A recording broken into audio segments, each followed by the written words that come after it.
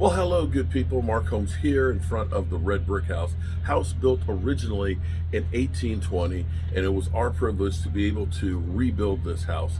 And I absolutely have fallen in love with it. We have done things to try and make it look as much as it did originally, but of course, there were many changes over time. For example, the windows that are here are probably not the original windows that came with the house, because at the time in 1820 they would have been 6/6 because the panes of glass would have come over on ships from England. These windows are probably from about the mid 1860s. We went through and we restored them. We've got the window weights working on them. They're not the most energy efficient windows in the world, of course, because they're single pane, but we do go through and we weather strip them. One other thing we did to make these better is we actually made the screens. These are actually the window screens to fit in there, so that way you don't notice them, as opposed to having it wide open and no screen in it, or having the accordion type screens in there. It blends in perfectly and you don't even know that it's there, and it actually gives it a little bit more detail because you see the bigger white section across there. But one of the things that I get asked a lot about is the shutters. People look at it and say, what were you thinking on the shutters? Why are the shutters, askew like they are there? They look kind of funny. Well, there's a couple of reasons, and I'm going to go into that right now. And if you like what we're doing here with the Red Brick House, make sure you hit the like button. We have videos from when we first started this place, the first time we walked through it, and it literally looked like a dungeon. But here's the thing. I built these shutters right here, and the hinges on here are inset hinges for these shutters. These are actually working shutters.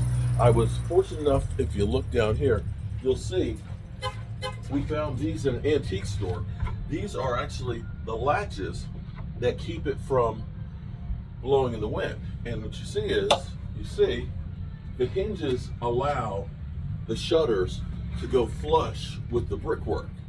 Now, we could have gotten flat hinges on here, in which case we would have made the panels larger so they would completely cover over the brick. But I started thinking about this. This is reclaimed lumber from Legacy Lumber, which is right here in Waynesboro, and all they do is they end up getting old buildings and things and reclaiming the wood. This is antique heart pine wood that we use to make the shutters. Now, here's the thing. It's great because, got to take my lights off.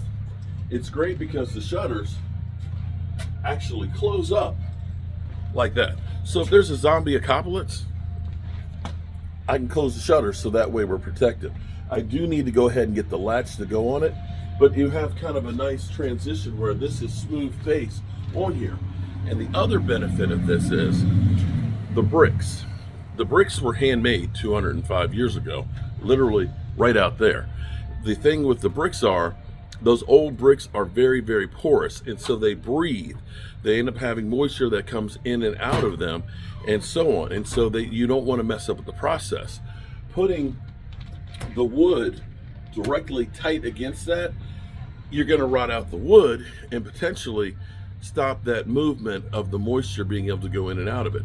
Thus, with these being offset here, it allows air to flow, look at that, flow right behind it, and keeps the natural exchange going of the moisture and humidity and things in the air. And it will keep these from warping, because what will happen is, if they're tight to the wood, tight to the brick, it's going to have the coolness of the bricks. And then you got the sun baking on the other side of it. And so then your wood tends to warp. Now, that's not as much of a problem. That's not as much of a problem with the antique heart pine, because it has a lot of sap in it, and those boards literally stay pretty straight. But if you were to use like modern yellow pine, that sucker will warp and twist like crazy and will be literally like holy hell. So that's the reason why we end up having the hinges the way that they are and why they sit there. Allows for ventilation. They're actually functioning like that, and so on. So there's a little taste and reason for history about why it is. Now, here's what's even cooler. Boy, talk about timing. We have our brick walkway that's right here, and I'm going to turn the camera here. we have our brick walkway that's right here, and I've received more of the bricks that go in here. Next week, it's going to be extremely cold. Highs about 40 and like 20s at night. So the ground's going to get frozen. So I need to get these things in like today or tomorrow. Tomorrow, of course, is Thanksgiving. And what I ended up having to do, I ordered some rigid edges. So when we take this off, the original ones that I could find, and I don't like it, are these that are bendable, and it doesn't stay straight. So I have a couple of bricks that have kind of been able to move because you can't get those tight. I ordered some that are rigid. They weren't supposed to come in until Saturday, but these wonderful guys from UPS, I believe this is my order coming in a couple days early. So shout out to Amazon. And so later today, I'll be taking off that plastic whack one and putting in 2 more rows of bricks. And I gotta say, I'm excited about that. But we'll see if this is, he's still here. I'm just waiting. Just waiting. So, any other questions you may have about the red brick house and some of the things that we discovered? One of the things when you're working on an old house that you realize is ways that we do things now, you can't do with something that's old. For example, a lot of times you'll have a plastered wall and people will just use joint compound on it. We'll put some joint compound and fill it in. Not the thing to do, because again, like I was talking about the bricks exchanging that moisture, very rarely will you ever, and I mean ever, see mold in lime mortar. Just doesn't happen because it pulls that moisture and it dries things out.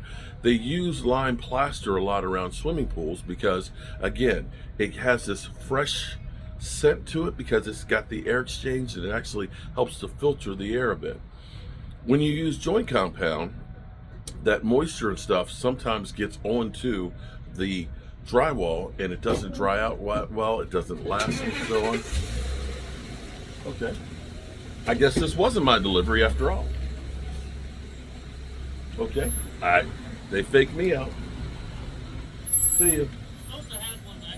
You don't have it? It's supposed to be my edges?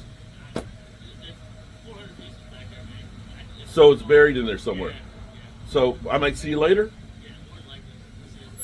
So it's buried in there. Okay, I got faked out.